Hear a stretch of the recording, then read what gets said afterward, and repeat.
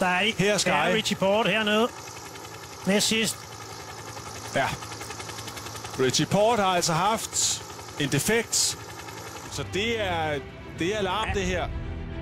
Bad luck, but you know, as I've seen, I think everyone's going to have a bit of bad luck over 21 days, and you know, we'll just see what happens now. Han har det ikke sjovt. Episoden med Richie Portes defekt har efter etappen fået en helt ny dimension. Der er spot on for kameraerne. Her kan man se, at Richie Porte faktisk får hjælp fra et helt andet hold. Det er et brud på UCI's regler. I didn't know it.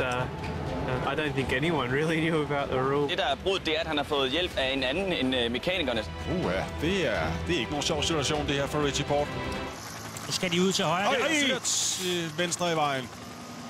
Og hvem var der? Ja, nej, de vælter rundt. Vælter alle sammen. Folk bliver fanget. 3,2 kilometer. Normalt kompenserer de jo for det, og så siger okay, så siger vi, det er 4 kilometer, fordi det skete bla bla bla på sådan et tidspunkt.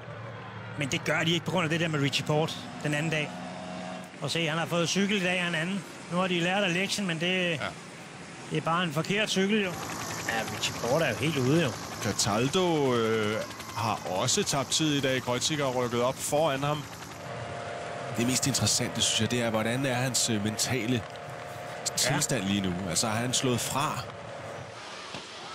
Når man ser den tid nu her, ikke, så tænker man, okay, ja, og han er væk. Ser de navne der, han er nede omkring 1.06.22.